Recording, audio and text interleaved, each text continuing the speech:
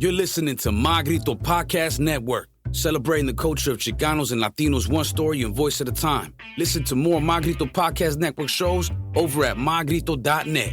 Connect on social, on Instagram and Facebook at My Grito, the My Grito Podcast Network.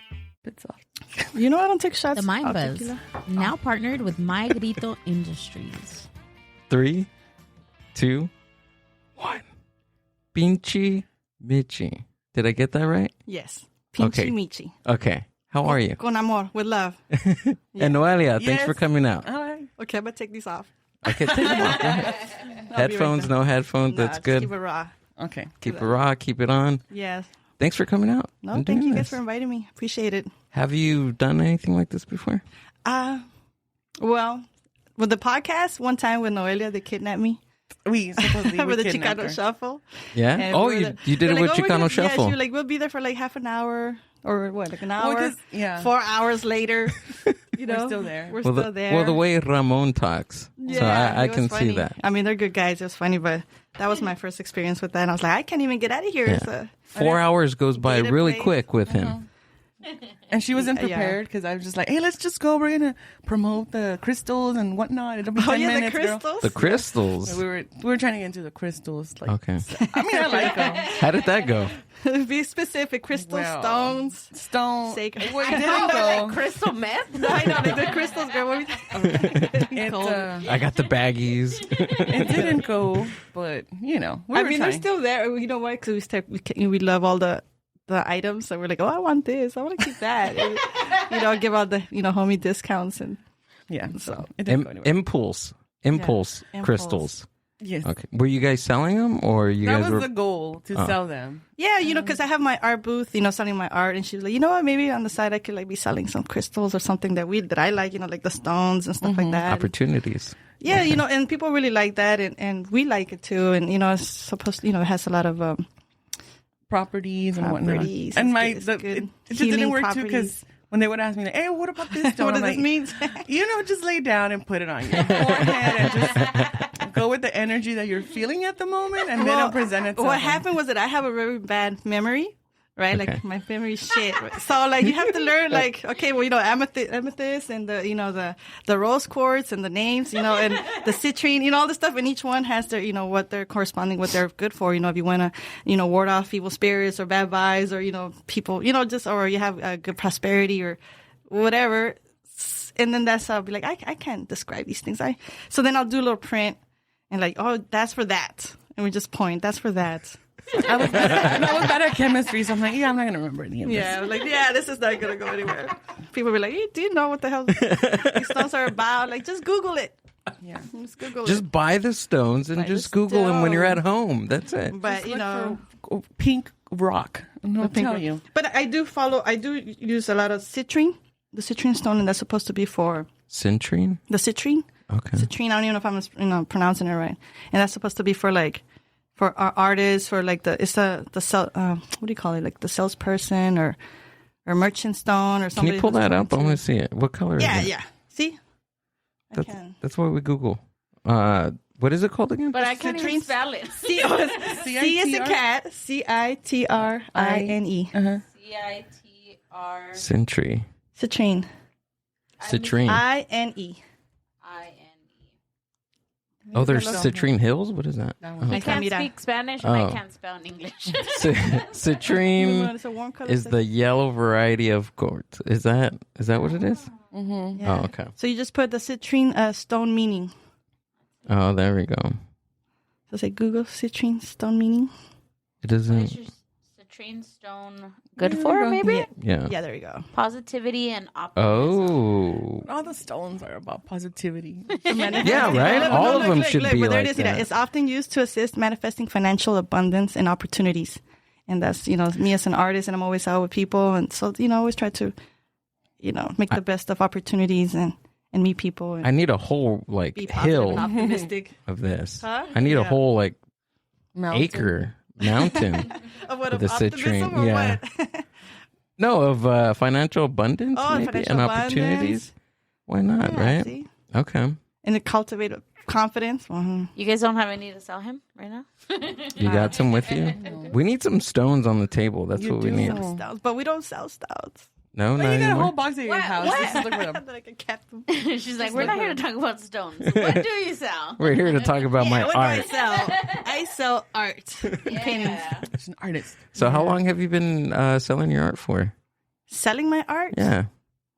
Gosh. And doing art. Yeah, and doing art. Okay, I would say selling my art was when I was, I guess it would be 18 years. I was pregnant Whoa. with my son. So I had a lot of time to be, because I had a really severe, like, morning sickness. So I couldn't go to, I couldn't do anything. I couldn't leave the house, blah, blah, blah.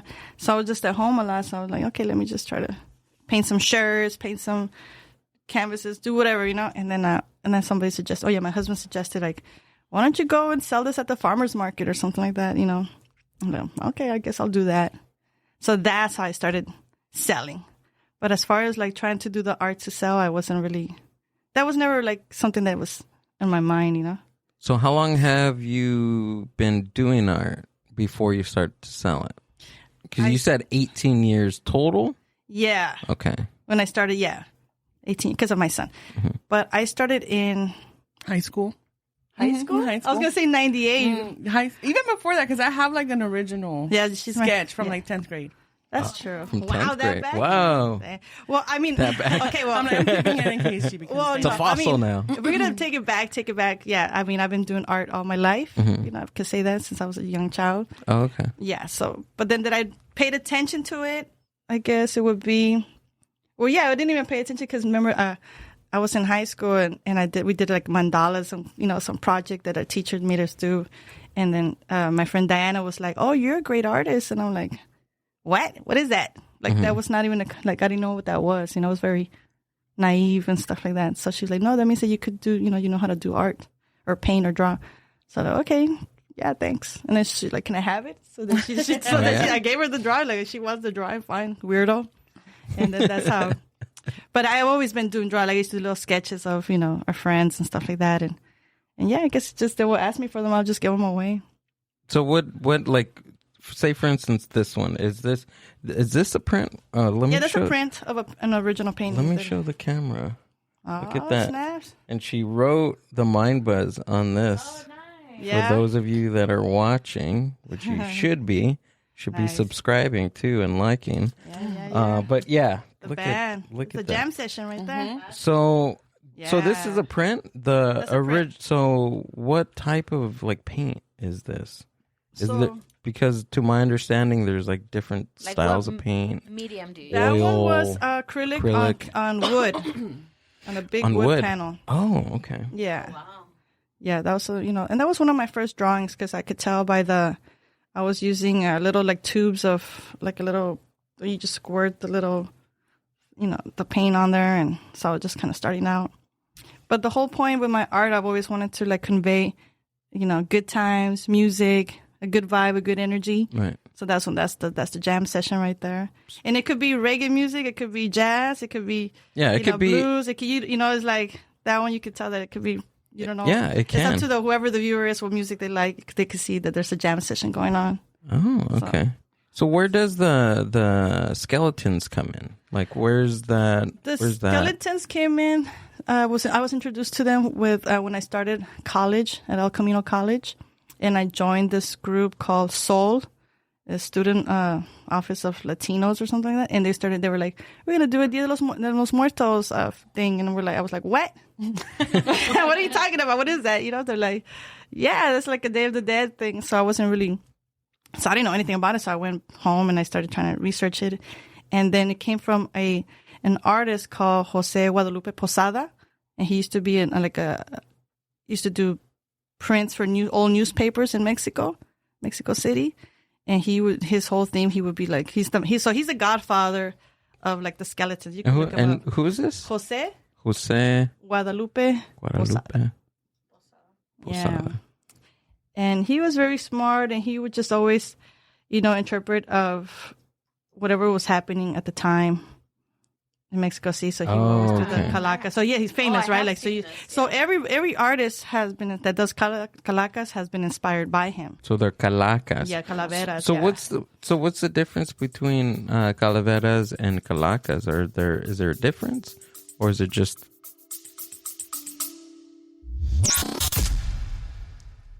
The Mind Buzz is powered by Mind Buzz Media. Mind Buzz Media is an on-site video and audio podcast production company. Have you ever thought about starting your own video and audio podcast? Or do you have an existing podcast that you want to take to the next level? Mind Buzz Media brings a professional podcast studio to you. Visit mindbuzz.org for more. Calaveras would be a whole body, and a calaca is just a skull. Just I think. The skull. Yeah, I'm not I sure. I think that's what it is. And so he will use those, right? Like that. So when I started looking at, that's pretty cool, blah, blah, blah. But then when I started researching the actual meaning, like how the Dia de los Muertos was how it's been an ancient tradition of, before the conquest of the Spaniards and stuff like that, the indigenous people from Mexico were already celebrating during that time their families that have been passed away, right? Mm-hmm. So they would do a whole like ceremony, like I think it was one, that's why I love that concept. Like you get so busy with your life, working and going to school or doing whatever the hell it is that you're doing. And you forget that there was people in your life that really meant a lot to you, So like your grandmother, just people that you love. So then it's like, so how beautiful is that at that time of the year you just devoted to remembering their honor, remembering their memory. So I get pretty emotional about that, but yeah. I love that. That's right? Yeah. I mean, so There's passion in there. There's passion in it, Yeah. but that's the core foundation of what Dia de los Muertos signifies. Now it's gotten really, really popularized and really, really, what do you call it, when now we just do events to make money. And but there's a fine a balance, right? Like, okay, like for me, like, okay, do the calaveras to sell and for people to share my artwork with people. But then at the same time, I'm also doing it as, to honor, family members or loved ones, Like a homage. Yeah, an homage. And I've been, that one, I guess, at Dia de los Muertos events, I've been doing it, since 2020, I guess? 23 years. Wow. Because back then, like now you see all the bigs. Shout out to all the people that started doing their festivals, a long time ago, like Santa Ana, the Noche de Altares with Rudy and the Calacas and Whittier, Uptown Whittier, Jolie, and they do Casita del Pueblo. They started doing their festivals. When nobody would show up, like it was just a really small little thing, just an idea. And then throughout the years, the thing just takes a whole life at itself. Like it just becomes such a massive, like Dia de los Muertos in Hollywood forever, right? I've been doing that for over 15 years. Now I can't even do it because it's so expensive to go sit up for one night. I don't even want to say the price, but it's outrageous. I say it, I know, right? It's a protest, but I don't want to get banned forever already. But I remember when I used to do it, it was to set up a booth was like $50 or $100. The entrance was free. Now it's like $1,000 to set up a booth. Wow. $50, $40 to get in. You have to wait it's just crazy how big it's grown. Have you guys been to that Hollywood I have Forever? not. I have. Yeah. You have? I have, yeah. It's a Yeah. cool event. Yeah. When is it? And Like then in all these November? events, huh? Yeah. It's in November 1st November and or 2nd. Oh, so it's the actual days. Yeah. So so now it used to be just that during whatever weekend was closest to November 1st and 2nd. Now it's so big that all these events, all these cities cannot compete they know that it's so big that it takes now, it's not a whole 1 or 2 days, it's a whole month. Whoa. Mm-hmm. So they start as early as October, the first weekend of October, all the way to the 2 weeks after November, That's how popular it's become. Yeah, how Do it's you grown. think that like vending, because I feel like when artists used to vend, right, or there used to be I'm like gonna pour you another one. like where there used to be like these events, I feel like they weren't as not popular, but there wasn't as many as there are now, right? I feel like it was a little more like you had to know someone vending there, or you kind of came across them, or things like that. Oh, But yeah. now it's like there's so big. 10, 20 in one Saturday. That's what I'm trying to tell you. Now there's so that's what I'm saying, that there's so many now. Every single city, every single town has to have their Dia de los Muertos, because good, now they have to pay homage to that, tradition. Like the world, the life is not all about just money or whatever your own. I mean, it is, right? But it's good to stop and reflect and remember and just pay homage and just show your love for your loved ones. What do you think why it got so popular? Like when was the like moment to where it got like popular? I would say because that's part of the, I don't want to say problem, because it's not a problem. Like, of course, it's awesome. It's a good problem. Right? It's a good problem to have. Until it gets we're having exploited would be the an word. influx of people sharing the culture, right? Yeah. Which is it's good in some sense, but sometimes, like you're saying, now that there's larger events, there's other events that they're hiking up the prices because of the popularity of the culture. Why do you think that it blew up in that sense? It blew up because there was a lot of money to be made in those events. It was so popular because they know that when people want to celebrate culture. Yeah, people like, especially Latinos, Mexicans. They want to, and other cultures too. Other people from other cultures, and they like that concept of the idea. Like, oh hey, what? Like, this is just about having a good time, remembering our loved ones, music, food, just whatever. People could relate to that, and then it makes them feel good. And it's a good family experience. But I think that it took off like 10 years ago that I saw a big explosion of it. Like, that I was like, wow, this is crazy. Because at some point, like I said, like we were one of the first ones doing these events and stuff like that. And then where it was kind of easy to get a space as a vendor. And at some point, there was so many vendors trying to be part of this event that they had to run lotteries, like in order to be able to get in, just because that's how they did it. They didn't choose it by. They had to, because there's so many vendors that they can't. There's only so much space, know, and so they had to, like, some places. No, let's, whatever the draw is, whatever. That's who's gonna get to choose to. That's a couple of experiences that do that. Because do they give priority to? And this is just me. I'm all the OGs.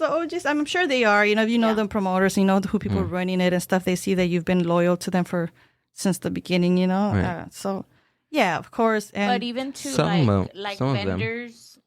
And it has to be with the theme too. It has to be like honoring that. If it's something way off course, I was gonna say, but even like vendors that maybe are not like Latinos or things like that. I mean, do you see that? Like, of course. Like let's say, for instance, like the Dia de los Muertos for an experience at Hollywood Forever, like at the Mausoleum. They have, one time I couldn't even join it. I asked the organizer, like, no, because this year we want to focus on artists, international artists that are not Mexican or Latino. And I'm like, well, that's so stupid, like, because this is like a Mexican event. Right. You should have at least some, but they wanted to be open to other cultures to experience, and I get it. So I was like, okay. I get the inclusiveness, but that's like having an St. Patrick's Day event without any Irish people to do with the event. As far as that, or green beer. People even celebrated St. Patrick's Day. It was something that started in Boston or something like that.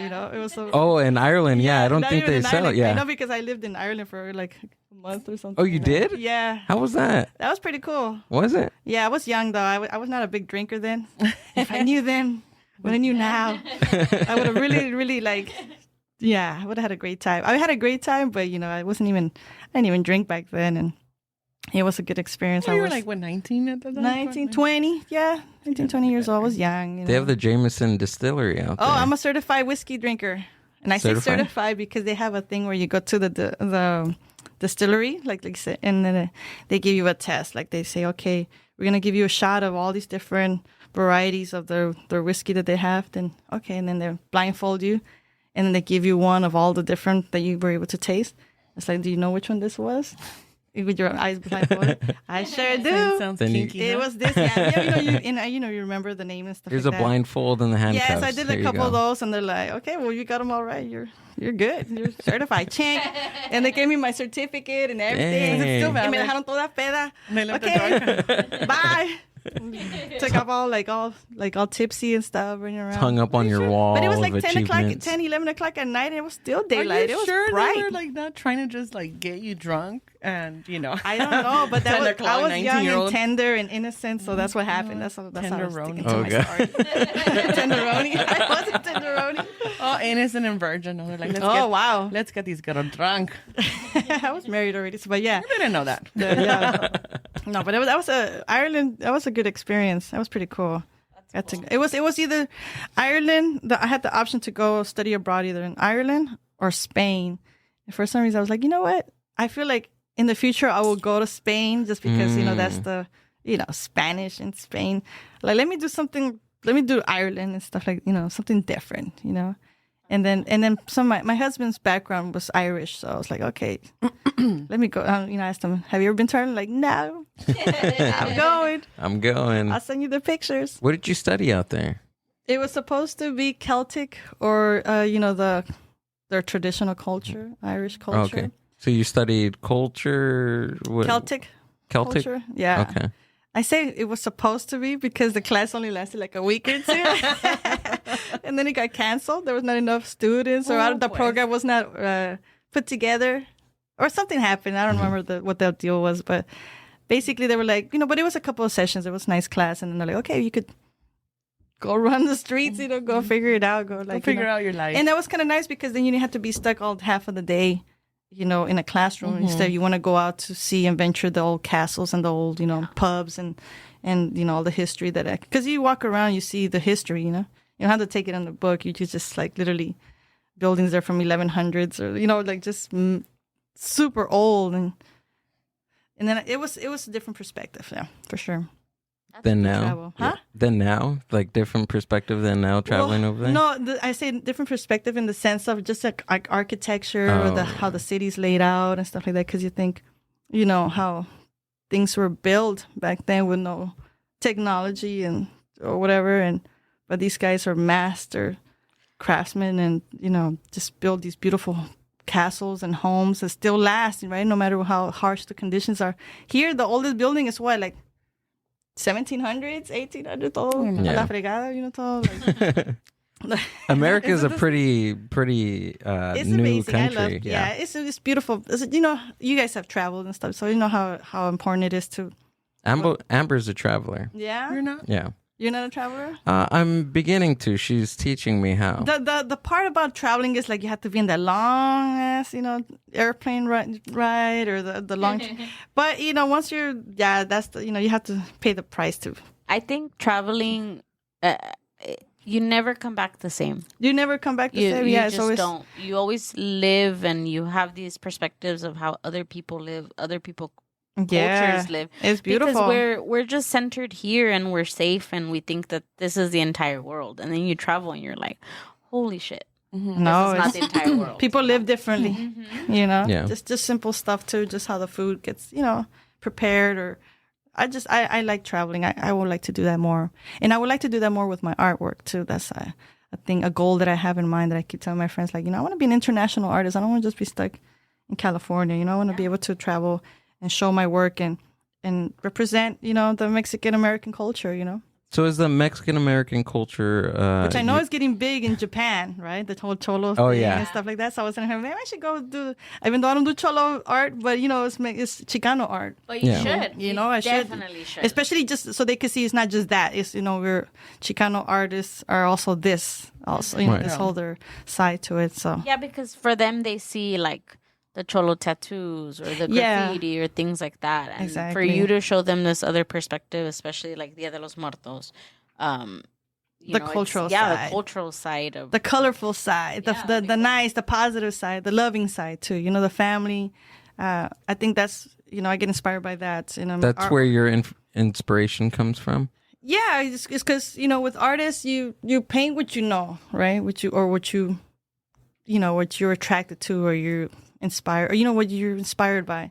And for me, it's always been, I think for Chicanos or Mexican Americans, I mean, I'm going to say in general, universally, what makes people happy is family, their friends, having that camaraderie, being able to laugh, have good times and stuff like that. So I try to in my artwork, I try to do paintings that is going to add to that atmosphere or show like a good time. Yeah, of course. Like the party that these guys are having my right now. my calacas, they don't look morbid. Like they're, they're having fun. Kind of like Jose Posada, right? They look funny. They're fun calacas, but so back to this guy, and also I do want to ask you about your your painting that we were DMing about Diego Rivera. Oh, Diego painting. Rivera. So I hadn't done that one in a long time. Is that I quoted you kind of high because of the frame, but I'll give you a discount. I'll just take my frame back.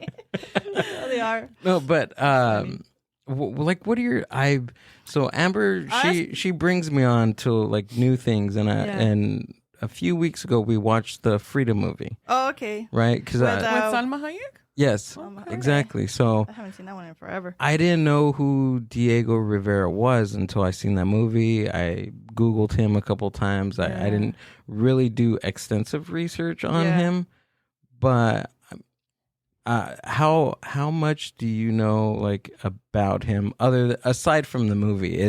Well, I don't even know the movie that good, but let me get my tequila over here. Oh shoot! But well, the reason I did that Diego Rivera one was because we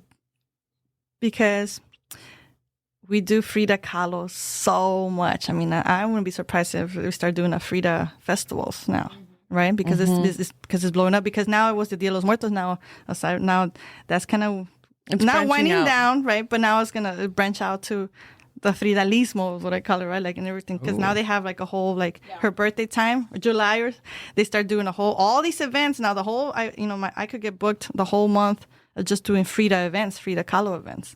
Because that's how huge, and now she is an international artist. And everyone around the world knows and is inspired by her, right? And so there's so much power in a Frida, that's what I call it, right? There's power in Fridas. Mm-hmm. And then I thought, well, the master artist was also Diego Rivera, the male counterpart, right? Like, and nobody really paints portraits of poor ugly ass Diego. They don't. That's why I was shocked to see that. That was her love of her life. That's her muse. Her. So I thought, well, let me do a painting of Diego. Just give the poor man some credit. And guess how many? If somebody loves Frida, they're gonna love Diego for the laugh. F that fool. He's a toxico. He broke her heart. And he would do that. So he would cheat on her, slept with her. That's why I made him blue, because he was cold blooded, right? But is that why? Okay, I made that connection. You see it? So he had some narcissist. When you asked me about that picture, like, oh snaps! Amber, have you seen it? He told me, he's like, oh, I asked her about the picture, and it's a nice painting, and I was like, why would you bring that man into her home? Yeah, is that what it was? She's like, I don't want to see that face. It's a big old face. I do not want to paint him. That's funny. Are people seeing all that? Yeah. Instagram? Yeah. Oh, look at that. That's cool, huh? I like that one. Yeah. So, but that Diego one is way, way down in the bottom, because I was thinking, like, yeah, where did he get that picture from? It's amazing, but I think that there's this like. My comment's probably gonna be on there too. Did I comment on this one? Yeah. You're like, how much? And I'm like, a lot. And you're like, then there's just like a big blank. Tell him like $1 million. He's in the bottom where he belongs. It's way in the bottom. It's really nice. Yeah, so I have a lot of Fridas that I've done, and those Fridas go. They sell really fast, and sometimes I'm like, I don't want to do another Frida because it's been so overplayed. But then I thought, well, shit, gotta give respects where respect is due. She really, when you think about it, I mean, she was painting her masterpieces, being in. Oh, I like this one. Oh yeah, El Mundo, in bed, dying and in pain. El Mundo, you see that one? That's a story. That's a funny story right there. This one? Yeah, that's supposed to be my little brother. Because that was based on a true story. When we were young, like 7, 8 years old or something, it was probably smaller, whatever. And my family used to like playing loteria, right, or the cards. So we're playing the loteria, and then my mom's boyfriend at the time, he would like start saying all these funny little jokes on it. And then he was like, El mundo, y si se le cae, he gets so tired, it's gonna be the end of the world, right? And like that. So then when he had the mundo, for some reason, my brother thought that when he drops the freaking card down, that it's going to be the end of the world. And he started screaming and crying, no, el mundo. So, and we were like, what the hell? Chill, Mike, chill. So that's what I thought, like, children are so impressionable, They'll But believe. it's a depiction of today, too. But it's but then El Mundo too. That's what I thought too. That he's fearing for like the end of the world, and then in the mirror, I put in the window, I put a painting of the old corn to represent the past and history, right, of what the world is, And then down when you see outside the window, it's like nothing but like the refineries and pollution, and that's what is this the end of the world? Like basically how with global warming and all the different ways that we are contaminating the world, the end of the world, right? Just the texture and the beans and the beans are actually beans that I glued on there. Are they? Oh, okay. I'm like, whoa. Little, that looks. I still have that. Nice. That was one of my old paintings. That's really good. That's funny, huh? But show her the Diego Rivera. No, we cannot give up on him. Did you see it, right Amber? Did I show it to you? Oh, look, if you go up. Which one? We gotta show That's people. when she was in Ireland. Oh, that's when I'm like. That's my certified Ireland. See, I'm not There lying it to you. is. Bam! Look at her little Dang. baby. Look at my little baby face. The old Jameson Distillery Yeah. tours daily. The Look at Dolores O'Riordan look. Or green day or drinking day. This is me a long time ago. Yeah, that's I mean, Diego. Where's Diego? I have Were my. you into You the know what? cranberries? Yeah, exactly. I was gonna say that I have my short hair because that's another thing where I went to the Ireland because I was like, well, the cranberries are from Ireland, and you two is from Ireland. I'm going to Ireland, so that was my There cranberry you go. phase. Is that There it? he is. Yeah. Ay, ay, ay. I know. Your art is beautiful. But his face. Yeah. Thank you. The I colors are really nice. No, it's Well, that was I kind of just- unique because I like paint it. really colorful paintings, and I thought, you know what, I'm going to really force myself and be disciplined and not use a lot of color. And that was painful to do just because, like, to not have so many so many colors in it. And I thought, but yeah, so you won't see another painting that I'm just using. So if you were to take one of those paintings to like a Frida event, boo, they'll start. They're fighting or what? Like, sáquenla, they're probably throwing fuera. eggs at it. I don't know. I'm They'll going to come do out with that. a chacal. Traicionera. Traicionera, What's that? Traitor. Oh, okay. That's true. Advocate for women, and here you bring this blue painting. Yeah. Are there vendors that are solely like Diego Rivera Nobody. vendors? Nobody. I mean, unless it's a So that man. means, hold on. So that means I can Look be at my the Katrina first that I one? did right there in the bottom. Oh, okay. Which one? No, I don't know. Not like that's you started something. I'm looking at the Katrina that I did one time. It's huge. Which one? You see the Katrina, the big old doll Oh, right here. Oh, in the middle? Yeah, that one. Out of She was 15. paper mache? Yeah. Oh, wow. Yeah, we did that. Took a month to do that one. A month? Yeah, because it was not just paper mache. It was all kinds of like wood and wire and like Mm-hmm. it was a lot of work. And then I put a car battery inside the skirt so that like she could glow in the dark and no matter like all the lights, all the LED that's lights would light cool. up anywhere. And then her she's not finished in that part yet, but her whole skirt was made out of photographs of all my family members that passed away and all legendary musicians, poets, actors, any activists, anything that meant something to the Mexican culture, Mexican American culture, or in general, right, to history that they've done such amazing work throughout their life. Then I paid an homage and put them as the skirt, also a picture, a photograph of them. Wow. Yeah, that was pretty cool. And what did you do with what did you do with her after? I still have her head. I still have that one. I left it in the studio for them to take care of it, and they had some punk mosh pit party or something. And these little punkers, they started like using it and started and kicking it and they broke it. Yeah, pretty, punks. What can you say? They like destroy shit. Anarchy. It is what it is. But yeah, so I was like, okay, whatever. It happens. These are beautiful. Mm-hmm. The colors on it are a little Yeah. different. Is that how it's showing? It's RGB. The computer that we're seeing. Yeah, it's the. I know, that's the it's color to me. Like TV. the colors are off. I'm just playing with you. But You're actually one of the first artists to say that when What? we pull something up on the screen. the colors are off. Yeah, that's interesting. But I think because you paint with vibrant colors that the real The true hue colors of- of yeah, it, yeah. Mm-hmm. That's true. So Yeah, do so you it's in the always works. use acrylic? Like, is that always your medium of choice, or do you mix it? When I first started, I was using oils, so oils on wood, and then I had my baby, my son at the time, and I thought, you know what, you have to start using like. I like that lamp. I'm sorry. Oh yeah, that's the lamp. Shout out to Jose Lozano, famous Chicano artist. Yeah, Jose Lozano, and I DJ'd one of his events, or one of his birthday parties. Not DJ, but I play some music with some loudspeakers and stuff like that. You had an awesome playlist. I had people dancing and stuff like that, and so he gave me that as a gift. Like, that's cool. Yeah, he's awesome. And then right there, I still have David Botello and Germs, another famous artist. Right here, on the right with the guy with the red hat, right there. And he's one of the streetscapers, original Chicano muralists from LA, from East LA, or Boyle Heights. Or in general, and so do you think that within like Latino Chicano artists here, especially like in Los Angeles, do you think how do you distinguish your art, right? Like how do you stand out from how do you stand out from other artists? Because obviously, I mean, you're asking the wrong person about all that stuff. I have no idea how I stand out. No.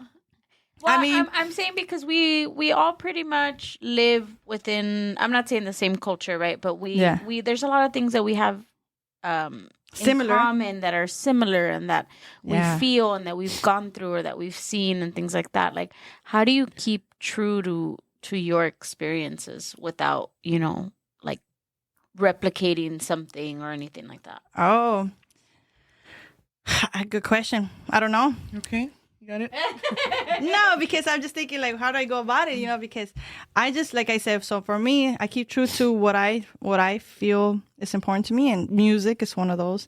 Family and good times, right? Good energy. But then now I've been branching out into doing my faces. Like, so now I'm trying, like I was doing a big painting. I did like 5 paintings in the last couple of days, just because I have a show that's coming up Thursday and Friday. And so I do faces, like they're morphing now, like to 2 or 3 faces, or 4 faces, or 5 faces, literally like faces and stuff like that. But then it represents like elements of, I don't know, I tried to show in that one. Like for me, like, okay, so what is it that because somebody a long time ago said, because in the beginning when I used to paint like really melancholic artwork, right? Like it had like still vibrant colors, but the theme was more serious and more like sad, towards the sadder side, based on dealing with past regression or things from the past. And then somebody said, Michi, a friend said, Michi, I love your work, but I would never put that sad ass fucking painting on my house because it's sad. Like, I don't want to be looking at that and then get, and it hit me like, oh, wow, like, really? It's like, yeah. And I thought, damn, you're right. And then that's when I started being aware of like, okay, that art has influence like that, it could, set your mood, or you see it and you want to contemplate and think about, you see something. And if it's something sad, then you go into that sadness. Kind of like with music. Obviously with music, like I'm very careful what kind of music I listen to and when. Like when I was going through some hard times, I would not play some sad music. Yeah. I would not even listen to music, period, because I didn't want something to trigger something. So I would be very careful with that, So that's how that's my approach to art now too. Is like, what is it that I'm putting out? Because you're manifesting that, you're like, am I trying to put something serious or sad or negative? Or so now my thing's like, no, I want to bring joy and lightness and kindness, to the world, more generosity, if you will, So even in bad times, you have to be able to be like, not be a jerk to somebody just because you're having a bad day. Like, oh no, like you be responsible for how you feel and your energy and deal with it, and then there's no reason why you should take it out on other people. That's my thing. So then that's my art. It's like, okay, well, I need to be able to put out my, my good energy or something like that, or love. Right. Like your art and your painting is an extension of yourself. Yeah. So you want to put yourself, or you want the same energy that people feel around you in your paintings. Yeah. And since then that's how my approach is now. When I'm going to do a painting, is like, I have to really, because, you could go either, because art is infinite, you could go either any route. Yeah. So my thing is like, nah, let me put something good out there, you know? Like there's a specific, like let's say a perfect example. I don't know if you could go on my website. There's called Baby of the World. Baby of the World. That's a painting I did. There's little baby right there, but maybe you could look it up. I guess if you Google it, it'll show a Baby of the World. Anyway, so that one, Baby of the World, originally was my painting. Is my baby, right? My son when he was little. But the original concept was that I was so upset by looking at the news with wars, you know, that the first people that get affected are the babies, the children, the old people, you know, innocent people, right? That has nothing to do with war, that have to do with politics. But they're the ones who get affected. They're the ones who get their house get bombed, or they're the ones who get pulled out of the rubble and stuff like that, right? And then that's the hands dragging this little dead baby out of the rubble, right? But then I thought, I can't put something out like that. It's not, you know. And I thought, because then I was thinking, is one baby from one culture more important than another baby from a different culture just because of their culture? The baby's innocent, you know? So then I thought, no, all babies are miracles. So then that one has to represent the baby of the world, as in it takes a village to take care of a child, right? That concept. So then that's why I had to flip the artwork to like, well, it could be a dead baby and do this protest painting. But then I thought, no, that would be sad and fucking sad, you know, just horrible. And nobody wants to be looking at that anyways, right? So that I know people want to see a baby, a nurturing baby, you know, the future. And so that's why I put different colored hands, because then that's unity, you know? How often does your thought process change when you're painting? Have you started something? I'm 1,000,000 miles per hour. Have you started something and mid-process thought, yeah. you know what? The sacrifice, I'm going to do this. The torture is that. It's just staying focused to stay with what the original intent was. Because once you're creating something and you see something, you're like, oh, maybe I should go.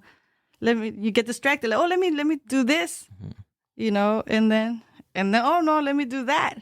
So then, but now I don't sketch anymore. I don't sketch because now because I'm switching my minds all the time. Like they would say, she's always like, I'm always like, I change my mind real quick. But that's good, right? It's good for me, it is. to go around. But not my friends, if they want to go, where you want to go eat? Or let's do this, or let's do that. I'm always trying to upgrade things, you know? That's what they're always telling me. Like, Michi always trying to upgrade, or always trying to make changes to things. Because then I think, how can we make whatever experience we're having better?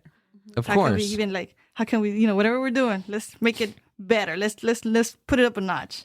Let's put it up a notch. And then so they get annoyed, but No, we don't get annoyed. That's where the PR team is like, bring it back. Bring it back. Keep it humble. You know, keep it within our budget. But yeah, I think when we went to the Latino Film Festival, she was one of the artists there and she was painting. Yeah. And I'm like, okay. And then she would go, like 10 times she wanted to change the same little corner of one thing. I'm like, don't. Yeah. It's fine. Yeah. But then at the same time, I tell myself, like, that's the genius at work. So I don't know about genius, but that's the OCD, like you said. No? Yeah, that's the process. Yeah, because it's infinite. You know, you could go any route. You know, but I don't, like I said, a long time ago I stopped sketching. I stopped drawing because when I would, let's say I have whatever I paint based on whatever I've been going through in my life for weeks or months, or you know, just like you're filtering all the outside influences and, you know, things, experiences of life, whatever you have, you know. And so at some point you need to have an outlet for it, you know, like, because there's so much, you get overwhelmed by it, you get anxiety attacks or whatever happens, you know, and if you don't have an outlet to either exercise or go do some music or go do some cooking or do some, you know, whatever your thing is, to just have your outlet. Something positive, right? To just do something for you, like for you to just have an outlet. Go have a spa day, go have a massage, you know, whatever. Everybody has their own way of, you know, go crank some numbers or, you know, go make money, whatever it is, right? Or however they indulge or do whatever they do. So for me, after all those experiences, all that stuff starts to filter in as dreams for me, right? And then then I'll wake up like, oh, I had a dream about this. It's kind of, maybe I need to paint about that, let that out. And then my paintings are about like the lessons. Like, well, what is the lesson that I need to learn about the stuff that I need to be putting out into the world for myself. And then so that's how I go about my artwork. Now, What's the point of that? I have no idea. Do you think I that ramble will? on a lot, No. but I don't sketch because when I draw, that's what that point was. I don't draw because once I draw something, then all that energy, I left it on a piece of paper, and I don't want all that into a little piece of paper. I want it to be in a painting or something that is going to last or something, that's, because it's a lot, And even small paintings, I can't do really small paintings because I feel like it doesn't give me enough space to explore, change, or, like be able to expand, Right. Kind of like seeing a horizon. You don't want to just see a little window thing. You want to see a whole view, So that's pretty much how I see a canvas. So your art was first, it was a little bit on the melancholy side, right? Yeah. And then you switched it over to bright, vibrant colors. Yeah. Higher energy, I guess we can say. Yeah. Do you think that it's gonna, it will Mindfulness. change again?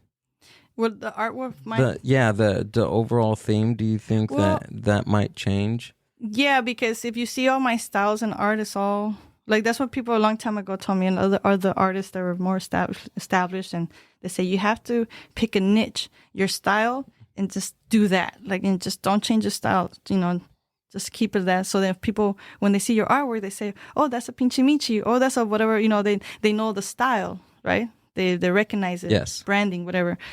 But then I thought, yes, I could do that for, to put my seal of stamp of approval, whatever.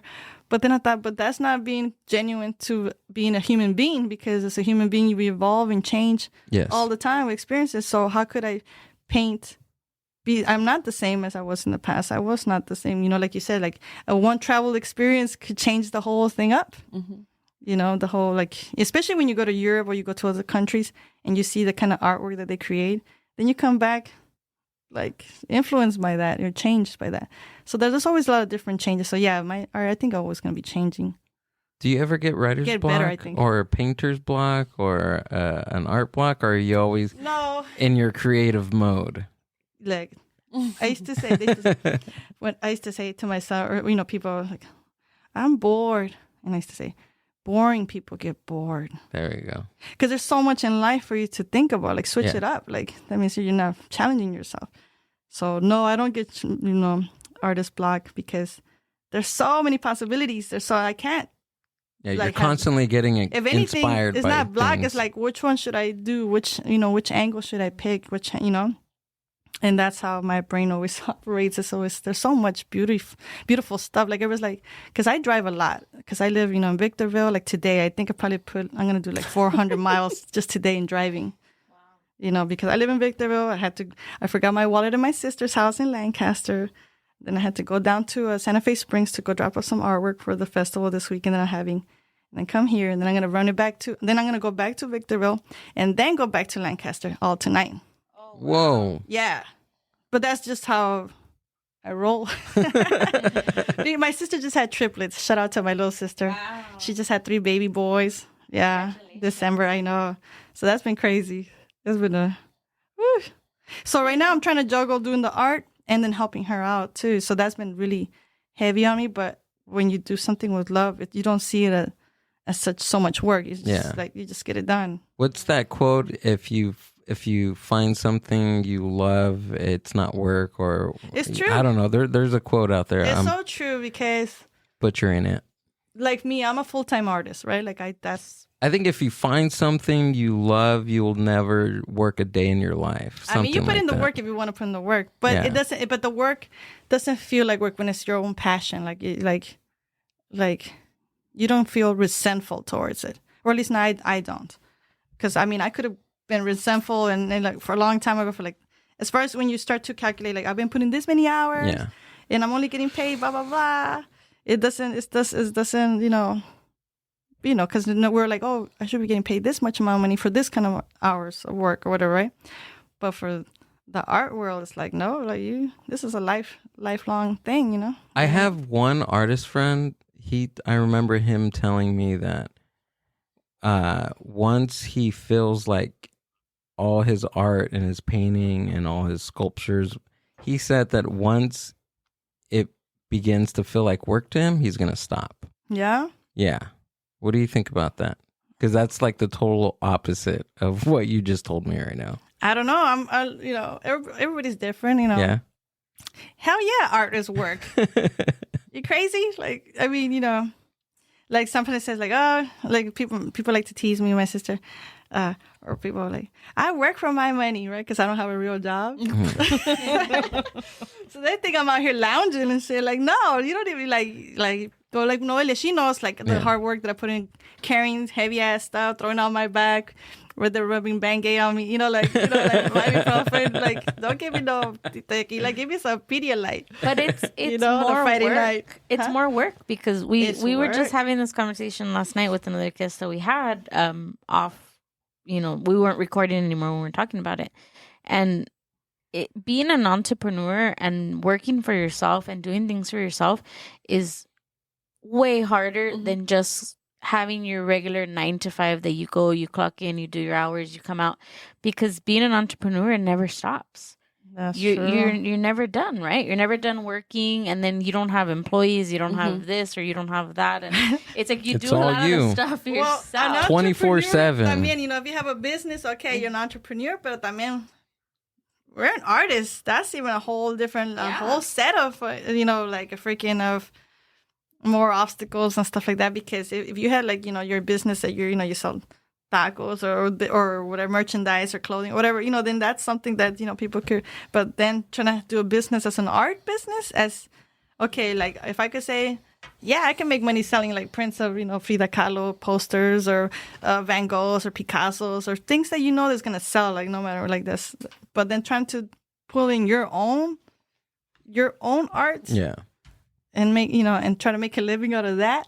Like that's the challenge, but I'm game for it, like let's do it. Let's try it. Why not? So being an entrepreneur has a little bit. So it's a little bit different than being an artist, or well, she said entrepreneur, so that's like running your own business, right? Well, I meant because you kind of do, right? Because you monetize off of your art. So you're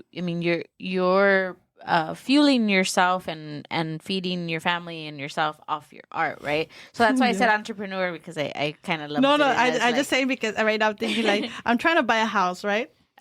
As of this year, I've been this last couple of months because my sister, like I said, I live in Victorville and I have to drive across the desert to go see her and help her out with the baby, the triplets and stuff. And she's like, girl, sister, you have to move out here. You have to buy a house out here, And I thought, dang, like, okay, so I'm over here trying to buy a house and stuff, but then they start saying like, oh, well, what's your income? What's your profession? As an artist. Okay, well, like, you're not getting the house. You're not getting the loan. Like what? I could put a down payment on it. What? Like, but they want to see it. They want to see legit. Like they want to see the trails of So it's kind of been a little bit hard. But then it's like, well, but anyways, anybody's kind of hard right now because the interest is so high. That's a whole other thing. So right now everybody's telling like, no, relax, don't even buy nothing, lay low, let the shit goes down, and then try to do something. But right now it's kind of like, man. But it could be done. Of course it could be done. Yeah, of course. Like, I mean, like I have so much faith in art, like I take art very seriously. Like I don't take it as a hobby. Like it's not like, oh, yeah, it's cute, blah, blah, blah, to paint and take it out there. No, like art saves lives, straight up, and I'm a byproduct of that as a child, doing art for therapy and stuff like that. And so, like I was telling her, Noel is going to go help me out to do some workshops for like mental health wellness. Oh, nice. In May is Mental Health Awareness Month. Is it? Okay. Yeah, so I'm going to do a few art workshops for mental health and stuff like that. So we're going to be running some of those at different parks in LA County. So, yeah, no, art is that powerful. Is very cool. It's very cool, but it's very necessary, So then I think, so there's so much with art, and I respect it. I just feel that me as an artist, I'm just part of a big team, a team that my tribe, I call it the tribe, and not just painters, but like musicians and poets, and just anything that has to do with dance, theater, plays, anything that has to do with art, the arts. I'm an ambassador about it, like I really push for it. I try to advocate it as much as possible. I try to live it. Like I try to be like, yeah, do art or do, just by my actions. Like that's all I just do, So I'm always like you guys. Like I was asking you guys all kinds of questions. Like, man, this is stuff. This is an art form now, podcasting, right? I mean, it's new. It's Is a new it? concept. I think so. It's a new concept, but it's a Wow. creative people Yeah, you're creative. are the ones doing the podcasting because you guys see a vision. The art of conversation. The art of conversation, of communication, And dialogue. which I have no business. What was I saying before we hit the record button that I didn't know how to like speak or something like that? Yeah, and then, like, You're best. You say you're miserable with words. Yeah. Yeah, me But too. Spanish words. Yeah, with Spanish. Well, no, that's okay. I mean, that's understandable. But I'm learning. yeah, that's so. So I always try to push the arts, and especially in to anybody really. Just I think that any environment is made better by the arts. Like look at all the great musicians and artists and rappers and stuff come from the deepest, darkest, ugliest ghettos and whatever. And what brings them out and what makes things better is the art, their art form, the art expression. Yeah. Yeah. Yeah, because they have this vision, right? Like whatever could be happening to you in your environment, but you create this whole different world It's an of how irony. you look at the world and how you look at yourself and how you Yeah. look at others. And you build that all in your mind. Yeah, the irony is like, okay, let's say for an artist, you're in your own world, in your own room, and you're painting all your sorrow, all the shit that's going on with you. It could be good or bad, whatever. It doesn't matter, right? Whatever you do. But you're doing your art. You're in your own zone. For your own sake, for your own personal time. And then somehow that gets transferred into the outside world, like gets exposed to the environment, to the world, right? And then the world reaches back to you through your art form. So it's like this really interesting cycle that happens, Like for me, when I was painting, I was just doing it for my own little thing. I wasn't really doing it to like show it off to people and get it out there to the world. Heck no. Like, no way. Like, I'm shy. Don't talk to me. Don't make eye contact. Do not engage. Like if I see somebody just rowdy, leave the money some on the kids, table. some cats, I don't even make eye contact with cats. I don't do nothing. No, I'm not doing it. And it's like, but then I'm in the world, but then it comes back to you, It's funny. I know, right? So hard. Sorry about. We've been working on that with her. We're working Yeah. on that. Yeah. Yes. The Yeah. support group The right here. support Noelia is a group. support group. To Life It coach, depends. get her through that. But Okay. sometimes because they tell me do not engage, right? Because I am very open. I always give people the benefit of the doubt that they're There you good go. people. There you go. That's what it is. That's me. I'm friendly. I'm gonna give you the benefit of the doubt that you're deep down, no matter what asshole, whatever's going on with you, blah blah blah. You're a serial killer, whatever. I don't care. Gotcha. You're deep down. There's a child who's nice and sweet and loving. That's a good person. So she sees that. I see that. they see the red flags a mile away. Noelia, what's your sign? No personal questions, sir. What's your side? Capricorn. Oh, because you sound just like me. What is yours? What's that? I'm a Scorpio. Yeah, exactly, right? Listen though, Amber, I read that Scorpios and Capricorns are the most compatible of the There signs. you go. There it is. There you go. I'm a Pisces. Because I just go with the flow. And it's not that I don't want to give people the benefit of doubt, because I think I'm a very nice person. Me and too. I can conversate, Same. But I don't do it right off the bat. Same. I do. I try not to focus on people's what their negative side could be, because that could be like, like Gotta stay You positive. don't even open that fucking Pandora's Come box. on. I don't even want to like. But we're not being negative. It's protecting our energy. It's protecting the people around us and everything you until go. we feel comfortable. Well, my thing was and like, have like that. Okay, I Yeah. trust you. Then we will do anything for you, and we will be there. But you have to prove it. that's true. So you said about trusting the energy. My thing was like, as long as this person not trying to touch me, and not trying to hurt me physically, Okay. then I'm good, but like to begin, right? Like to be the energy part, like that could be having a bad day and stuff like that. But They see then the Dear Diary on her forehead. So then they'll start talking and talking. And I'm just like, and then the thing is after we've already helped her pack everything away, she's talking and talking. I'm like, hey, PR's got to do like little huddle. Oh, I'm sorry. Yeah, that's true. So Rambo. go. So yeah, so I'm very open to people like that. Like I really like try to, I see the good in people. I see the good, spirits. Until it they prove works me for you. wrong, and then it's like, okay, yeah, we're good. God bless. Have a good And life. then Have a good Noelia's life. like, Have a good Noelia's like, I life. told you no. But I'm learning some stuff from Noelia. I'm learning some stuff. I'm learning how to be Yeah. What does that mean? Yeah. Like, Set boundaries. no, just like you like we were talking about, like the whole concept of ghosting. I didn't even never heard of that term ever in my life. I didn't even know what that was. Ghosting. You're ghosting We're or older gaslighting. generation. I thought it was a movie. Wasn't that a Ghost, Patrick Swayze like, movie? I'm thinking about the Ghost of the Once- movie. one of the best movies. Yeah, exactly, right? Ghosts. Ghost. But yeah, we're talking about ghosting, and us all being the age that we are, I was like, why don't they just say, that they're dating someone they're not interested? We're not gonna be crying about it. Like, I'm not little. Like, just that's fine. Tell me you don't want to talk to me. Just don't ghost. It's rude. Yeah. Disrespectful. Like ghosting, okay. Gaslighting is another. What? yeah. Or just all these terms, like, how did I miss the train on all these terms? Like, what was going on? Because you've been doing your art. Because I'm in my own zone, so I don't know. So exactly. I don't really, like, oh, people would do that. That's fucked up. But okay, whatever. Yeah, go Or bless. you haven't had to use those terms because it Nah, hasn't I happened never- to you, right? And that's good. I mean, it's happened, but I wouldn't know that it was happening. I didn't know. I was so clueless about it. Like, people have their lives.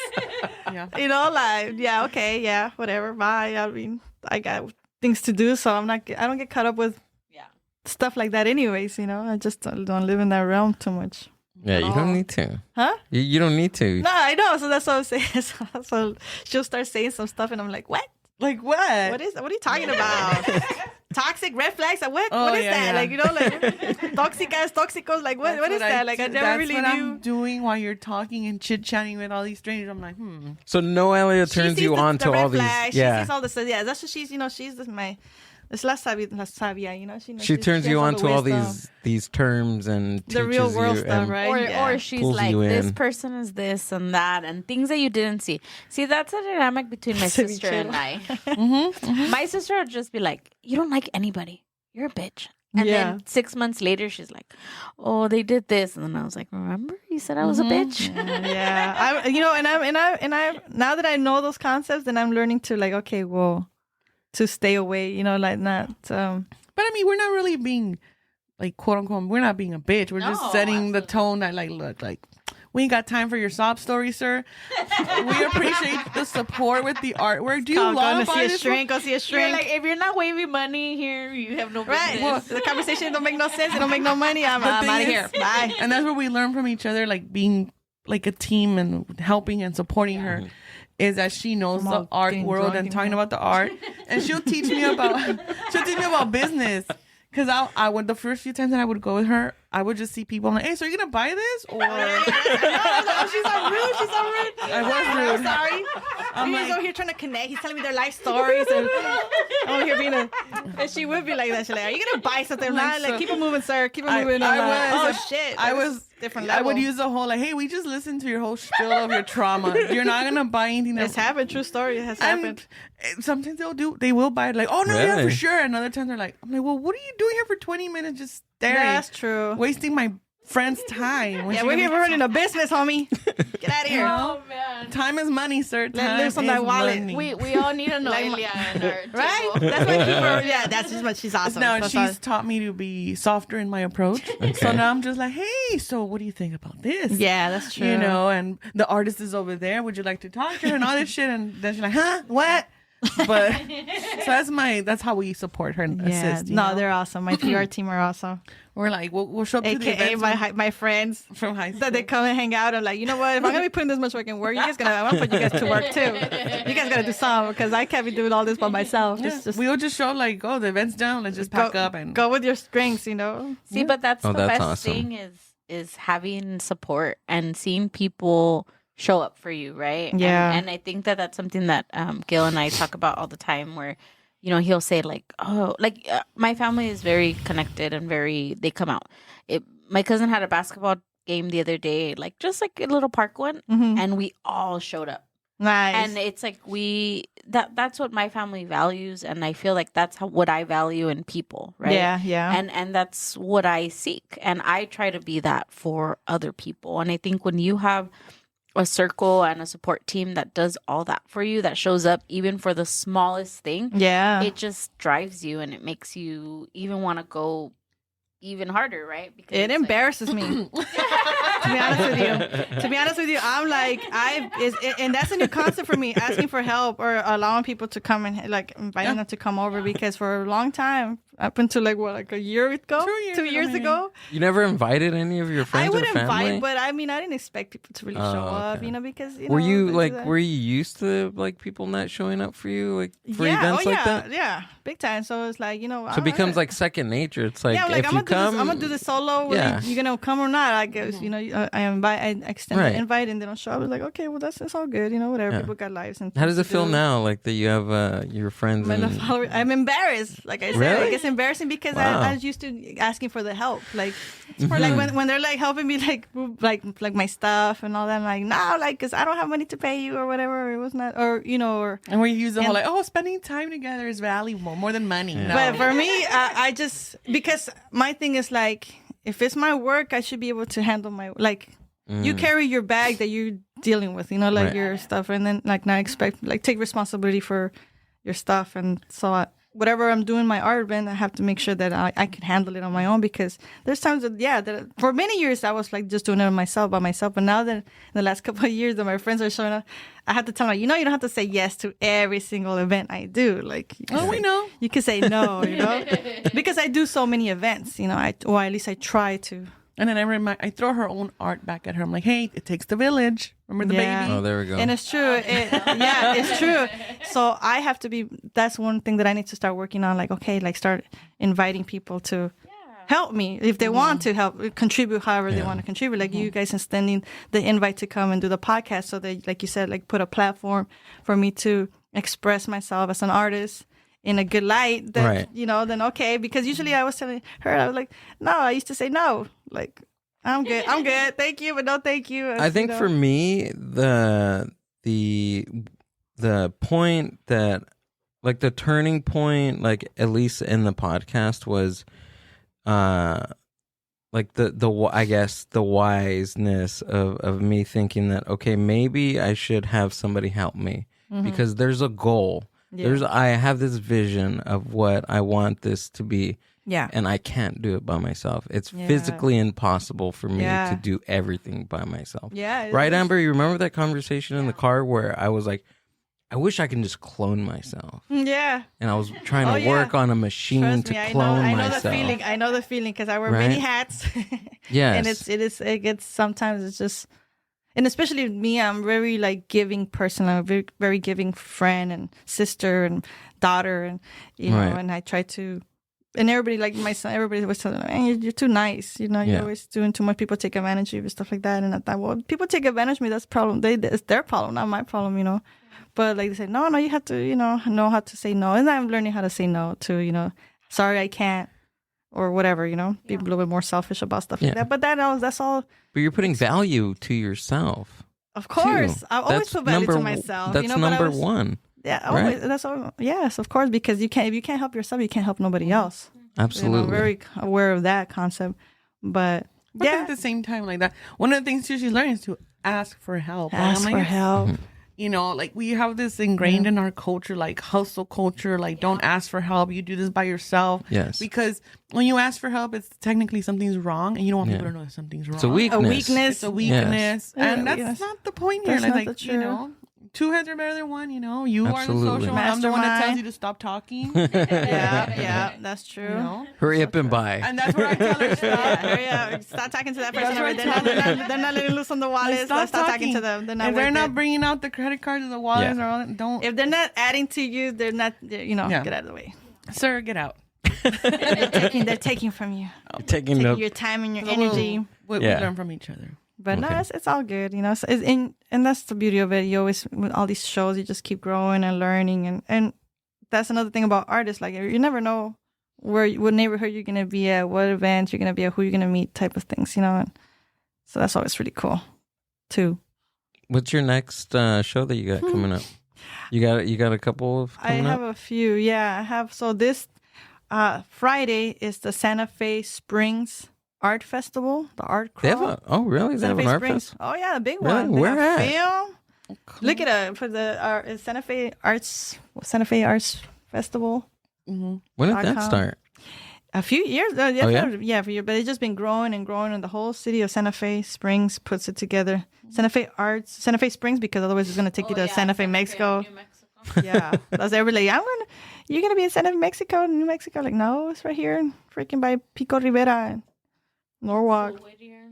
Yeah, the art fest. So that's this Friday. So I'm gonna be next to Lalo Alcaraz. Sure, you guys know him. He's famous, and all these other famous artists. We have our booth. Is there pictures of the festival? I had a flyer too, and I just like, I'm sure I posted on there it is. I guess that black one or the purple one, they're gonna have music. So the purple one, yeah, that one. I mean, it's a whole thing. They're going all out. They're gonna have art, film, chalk, dance, music. You pay 10. You pay 10. The lady told me today. You buy your ticket at the gate. Pay $10. They give you a drink, and then you have like free tequila tasting or I don't know drinks the whole night for $10. I mean, if you like to drink it, not or you can have water. That's good too, and Gatorade. But they're gonna have bands playing. They're gonna have all kinds of stuff, food trucks, workshops. So I'm gonna take it back. It's from 3 to 11. I'm gonna take it back just a couple of years, maybe. So when was the moment, if you remember, when you were doing your art and you're like, you know what, I'm gonna sell this.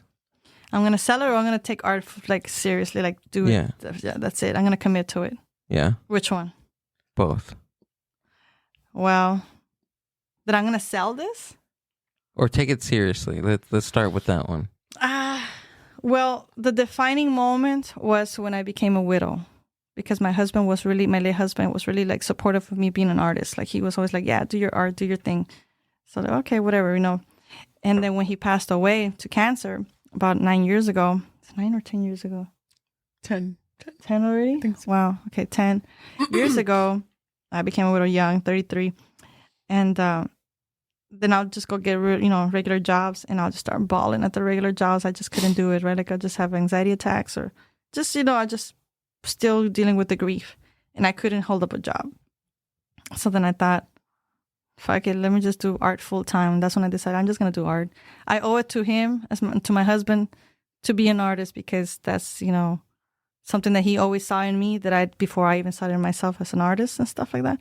So I thought, I'm just going to do it like as an homage to him. So that's when I decided that I'm just going to be an artist, no matter what. From that moment? Yeah.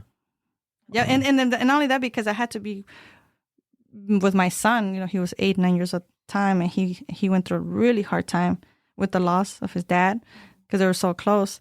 And so I had to be there to protect him, So that's when I became like be a full-time stay-at-home mom and be a full-time artist, or, go that route. So I've just been doing that.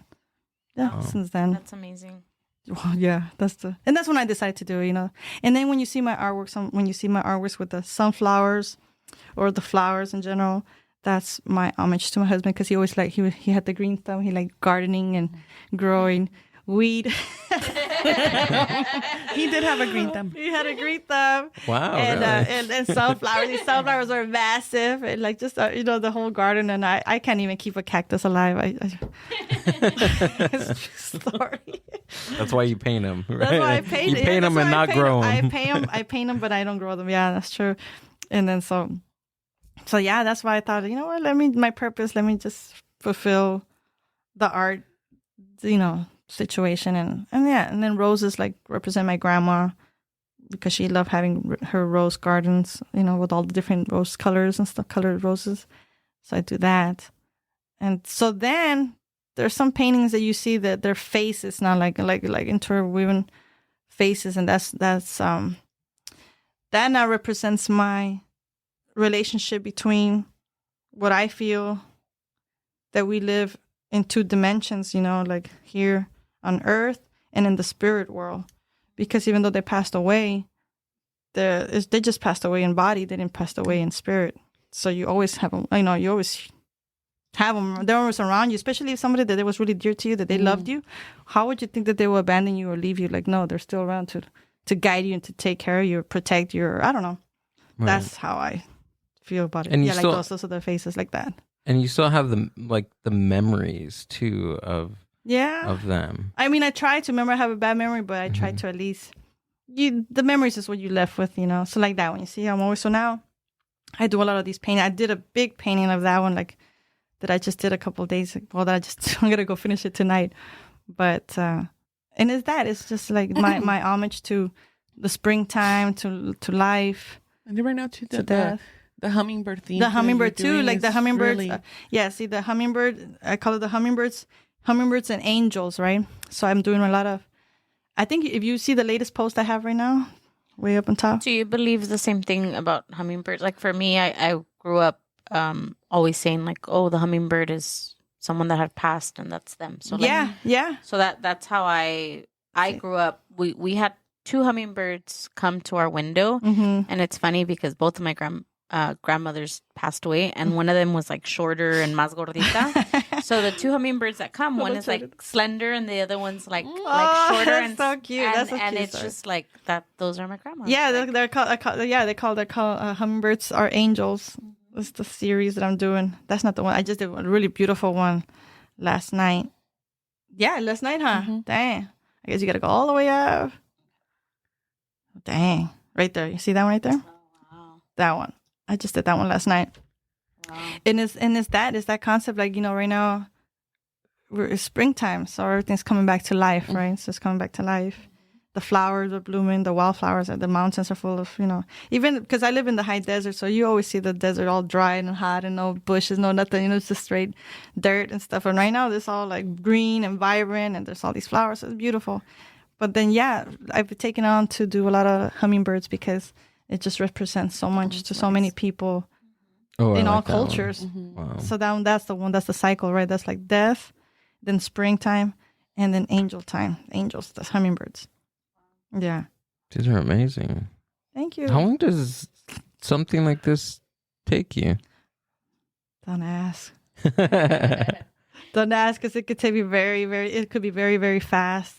Yeah. Or sometimes it takes me a long time. But most of the time it's pretty, I'm trying to make it where I could do it really fast. Yeah. Because I'm so busy. I'm like a little hummingbird. I'm running around all over the place. I am, like, right? Like, I'm like, the first time I ever say that, I'm like a hummingbird. I have No, I'm not like a hummingbird in the sense like that I'm moving all the time, like, helping here, doing this, doing that.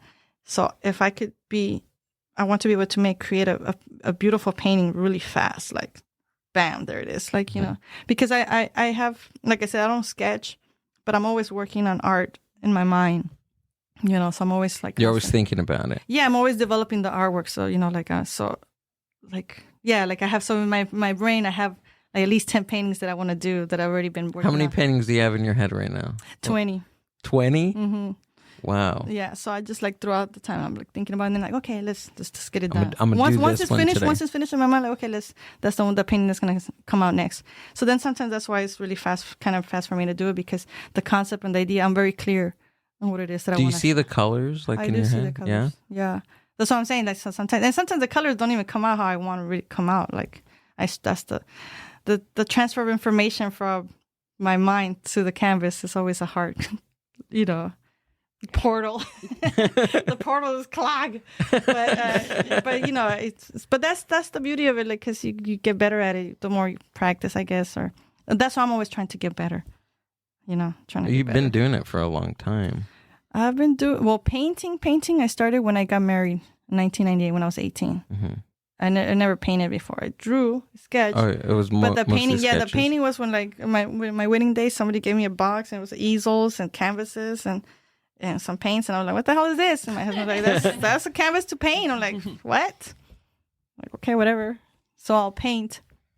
So I would start painting a few paintings and stuff like that. And my neighbor happened to be her son was our professor at El Camino College. So then my husband, being nosy, he's like, "My wife paints, blah, blah, blah. You should come over to see her work." And then she came over, and it's embarrassing. And then she's like, "Go take some classes with my son. He's an art professor." Okay, I did. And then he loved books, reading and stuff like that. And the neighborhood, San Pedro, little bookstore, he told him about that I do artwork. So she's like, this is how I kind of started as an artist too. Like, she came over to my house, a stranger. My husband says, "Oh yeah, this lady's gonna come over. She owns the bookstore in town. In town. She's gonna come and see your artwork." I'm like, why? And she's like, because she's gonna, I don't know. She had an idea for an art show. Like, what the hell? What are you talking about? Clueless. I didn't even know anything about solo shows or art shows or any of that stuff. from the hood, But for me, I didn't really know. And so this lady came to my house, and she started looking through my closet, all my paintings and stuff. And she like, I'm bringing out this book, and I want you to like show your artwork so I could release this book that's just coming out. And I was like, okay. And she gave me a copy of the book, and it was the Cheech Marine's collection, art collection, Chicano collection. Which now he just like last year opened a museum Have you been at there? the Riverside. Oh yeah, I've been there like 6 times. It's I amazing. should become a member, but I pay every time that I go. She went to the opening. They should let you I go went free. I got to go into the opening. I was blessed to go to the artist gala, to the grand opening, and the artist reception only Wow. event. Yeah, that was pretty cool. Yeah, I was so happy. I was like, yeah, It's really cool. got the in there. limousine going. It was Yeah. too much, but I was happy. Because it all came full circle, because that's how I kind of got started from art, because the lady came and said, here's a book. I wanted to do an art show with that. So I did put a couple paintings in her bookstore. And then I decided to like take a class in college, Cal State Long Beach, for like Chicano arts or whatever, something like that.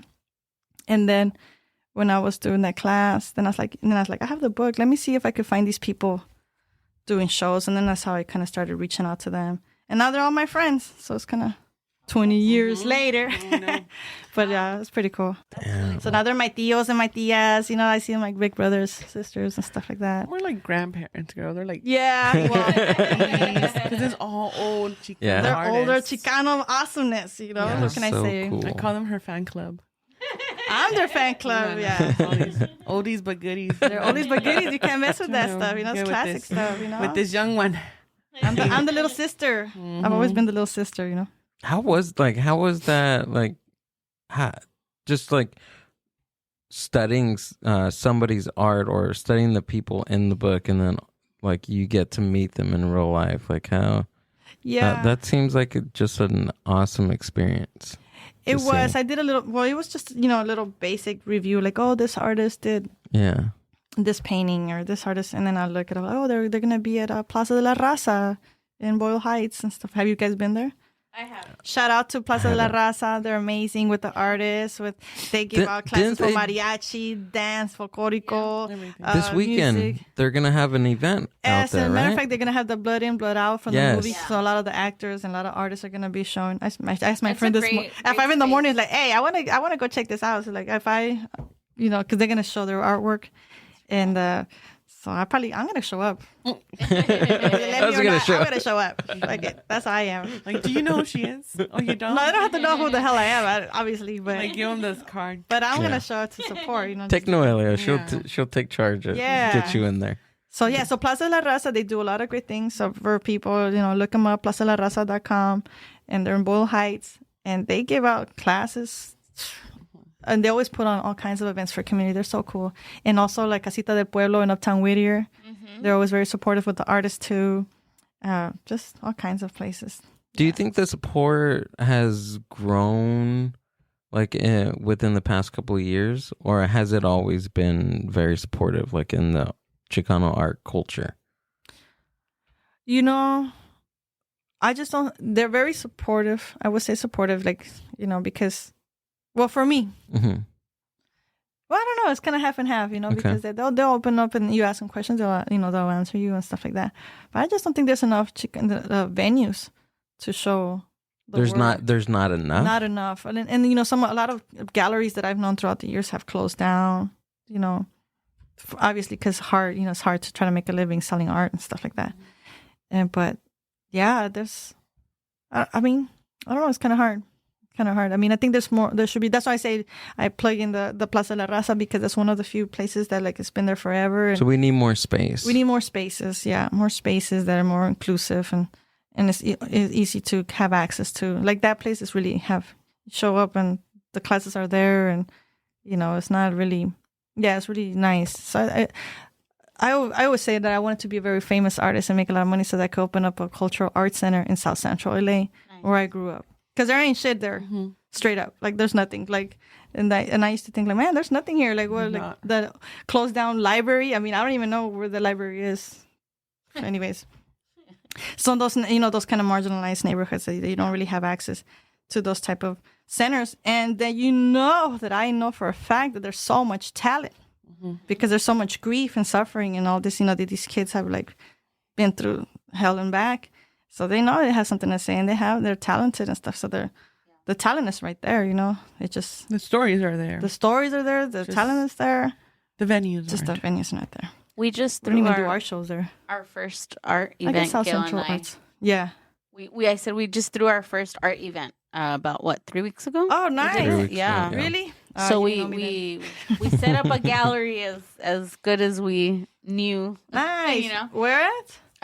So my family owns a coffee shop Oh, that's in right. Paramount. Yeah. Nice. So right next to the coffee shop, we have a gallery space. Actually. Nice. So we use it for events, and we put events up for our community as well. We do clothing swaps. We do Oh, that's cool. art shows and all that. So Yeah. you need Hey, a shout out to space? your family, man. I'm like- Volume 2, the Mind Buzz presents another yeah, art that I know. Pinchi Michi can talk, so you're like, oh, me dieron tequila. You know, just like that. No, No, but no, you're not driving. It's taco time. we know Taco the value Tuesday in time. it too, because I think like we always have conversations, but one of them was I've always liked art a lot. My mom paints. My mom is Really? oil paints. Yeah. Oh my God, that's amazing. But I can't paint to save my life, but I Yes. appreciate it. And Yeah. I think even growing up, I wanted to go to art venues. I wanted to see art. I wanted to go to a gallery, something that wasn't just a museum, like Yeah. galleries. And I always felt like I didn't fit in. I wasn't this cookie cutter person. I didn't have money to go and see things or buy things. And, these are the people that they wanted in their spaces, were people that were going to put, all this Top money selling in. art, huh? And and Yeah. I strayed away from going to places like that because I felt that I didn't fit in. So now to see a few places that are doing it, and even just like that, like for me, putting the art show together was healing my inner child, because Yeah. we created something that I had always wanted to go to, and I thought I didn't fit in, And that's interesting because your mom, you grew up with that, so that was your environment. You should have been really comfortable around Yeah. that environment, Like for me, I have my son. He's a teenager. Adult. Well, 18 years old now. He's an adult now, grown man. But he won't even. I tell him, come on, Charlie, come help me set up a booth. But hell no. He don't want nothing to do with it. Like, I don't like that stuff. I'm like, because I burned him out early on when he was a young child, and then I didn't really want to push him with it too, because I was always like, no, whatever he decides for his journey that he wants to do. And I was always really open to just letting him do whatever he wanted to do. And now I think like, man, I should have really pushed him to like learn some mariachi or like an instrument or something, like something. I think for my mom, she lacked confidence. Yeah. Because my mom She never didn't. did shows. My mom didn't know that she could paint until They're she really nice. until she was an Oh my adult. gosh, they're Wow. really nice. When we started going to school, I'm the youngest. It's just two of us. But when I Yeah. started going to school, she's always been a stay-at-home mom. So she was like, well, what am I going to do with my time? Yeah. She stumbled across this oil painting class right there in the city. And I mean, you see her first one and you're like, dang. And then as it progressed, it was like better and better. And That's cool. she didn't believe in herself. And she stopped now after my grandmother passed away. I think it was like, there was a correlation between her art and the passing, and she never got back into it. It would trigger too much to her. Yeah, and it makes me sad because she's such a good artist, and I know how much she loved it. But how do you get someone to do something right? Like She has Take to her to a sip and paint. Sip and paint. yeah. Take her to a sip and paint. I can see how that could be hard for her to paint and stuff. It'll come to her, because once you're an artist, you just gotta do it no matter what. I mean, eventually it'll take. Maybe she's just taking a break and stuff like that. But then once she heals from that a little bit better. I'm like, it's been 8 years. With your Oh mom, shit! Really? Okay. with your mom, was it something that like maybe her, because in our culture, once again, it's like we're not taught that art is something we can do. It's just work, work, work. So do you think like her parents didn't know that she had the talent, or they did? Like your grandparents? I don't know. That's a good question. I don't think I've ever asked her that if she knew, but I don't want to break my nose. Oh, God. she doesn't say like I said, like she probably like doodled and things like that, but she didn't know that she could physically pick up a paintbrush. That's and put it on amazing. canvas, Now, do you show her artwork at your gallery, your family's gallery? I don't. She would kill me. She'd be like, no. To do it. But You thought about it, right? When we changed right before the show was about to start at her parents' do house, and you thought about do it. it. You're like, I should take one of my mom's paintings. I told her, I was like, you Take all should. of them, do a whole solo show, your mom's Ooh, artwork, there and we just go. invite your family. The and mystery stuff. Yeah, art Mom, I have a surprise person. for you. Damn. no, she'll I took kill you. down- She'll hang you. I took down Public her, hanging. I took down her easel and her paints from the attic, and she was like, "What are you doing?" Like it was. So that's what I'm saying. Like, So she's really I like, can't- no, I don't want to touch it. Don't do that. I can't. Ah, As that's much as hard. I want to, and we talk about it, and I'm like, "Come on, let's get into it. Let's do something," and she doesn't. So it's like, so I think it just It happens. it has to though. come, right? It has to come from her, and I can't. Yeah, that's push as true. much, But at least you have the experience that you remember her being an artist and stuff like that. So Yeah. now you're a creative person too. Look I at am. you. I used to go with her. I was telling Gil during the summer she would take me, and it was an art class, and it was just a bunch of viejitas. You know, my mom was in her like, my mom was like 28, 29 at the time, maybe less, and I would like to go because they would all make cookies. Girl, I like So I would go and cookies. snack. And I would just snack the whole time, and I was happy. It was, Yeah, that's cool. yeah, it was fun. But that's good that you guys have a gallery and stuff like that and a space for to share and have artists. Yeah, we're trying to. I think now Let me know after the title of it so I could promote it. yeah, after hearing your thoughts about that and creating space for Yeah, artists, there's not enough art space, And then when we do events, sorry to cut you out, but when we do events, they want us to pay all kinds of crazy money, and it's like, Right. damn, like what the heck, like yeah, this was that's pretty hard. how we had 7 of our artist friends that have done the podcast, and then we had Jesse JFR, Dustin Garcia, Save the Pandas. Dustin sold a piece right on the spot. Dustin sold a and he was like, piece. "Hey, how are we gonna do this? Are you Yeah. gonna take a percentage?" And we're like, "No, we're just happy you sold it." And he's like, and so he Yeah. took it off the wall and everything. So I mean, to us, it's like I said, for me, it's healing my inner child. Honestly, It is. Well, that's good. Keep it going. Yeah, it was awesome. So we got to do another one. Artemente, Volume 2. I'm down for the donuts. I'm a donut. There you go. I would say coffee, but I'm allergic to coffee. I go straight to the ER with coffee. You're allergic to coffee? No caffeine. Oh, caffeine. Really? Yeah, I go to the ER. That's why I drink tequila. That's a thing? yeah. Yeah, because it mellows my heart down. Calms Oh, me down. wow. Okay. My heart rate's too fast. Imagine with coffee, Okay. sends me straight to the ER. Tequila it is. Tequila has health benefits. Look it up. We believe you. It's true. I That's believe like you. tequila has a lot of right. Like she had her ear hurt or something like an infection. Oh yeah. Drink a tequila shot, girl. Get rid of all those the Tequila bacteria. drops in my ear. Tequila drops in the ear. Yeah, for sure. Pinchi Michi, thanks for coming out and Thank you guys. I appreciate it. I doing had this fun. podcast. It And was Noelia, nice. thanks And for Noelia, coming my PR, along. my PR girl, Yeah. my agent right here. Thank you. Put in the Support. work. Go ahead and tell us where we can find you and your show's coming up. Yeah, look me up. Pinchi Michi Art. Instagram. Así como se oye. Pinchi. Did I spell that? Pinchi. Pinchi. It's right So there. Rafa forgive me Pinchi tequila Michi. the whole time. And then you send At pinchimichi.com, pinchimichiart.com. I have Go two to our websites. website. Yeah, go to my website. There we go. Buy some posters, some prints. And if you want to see me in person. in person with my new paintings that I just did, these beautiful 5 paintings that I just created the last couple days, literally. That I got to finish tonight. It's going to be a Friday night at the Clark Estate. In Pico Rivera. And, no, and if I'm you let sorry. us know that you're a Santa Fe listener, Springs. we will not push you away. Okay. Hey, if you say, hey, I heard you at the Mind Buzz and I came because of that, I'm gonna There give we you go. guys a gift. Ooh, there we Yeah, go. and have I'm to very mention I'm a very Mind Buzz. generous person with my art, so No, Elia's like, we're not giving anything away. Well, we will. First 10 people to show that say they were listening to Mind Buzz. yep, Mind Buzz. She's like, you didn't That's charge Gil for Yeah. the... That's the code word, Mind Buzz. That's me. I'm like, we're not giving Yeah, anything see? away. No. Check it out. She was like, look, I'm going to give him this. I'm like, I'm really? up and girl? coming. I'll tell you right now, I'm up and coming. Trying to make Get my some paintings money if you here. could afford it. I do payment plans. Yeah. It's gonna be worth a lot. I'm gonna be famous. You're gonna regret it if you don't. You know, I believe it. Yeah. Yeah. Manifesting. Absolutely. Yeah, for real. There's no reason not to.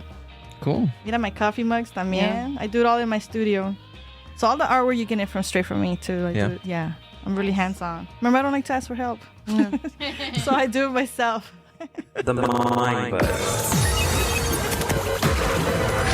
Podcast.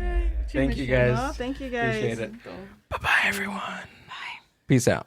Thanks for listening to the Mind Buzz podcast. Subscribe to the Mind Buzz YouTube channel and watch full podcast episodes. Keep up with the hosts, guests, and upcoming events by following the Mind Buzz on Instagram at the Mind Buzz. See you on the next one.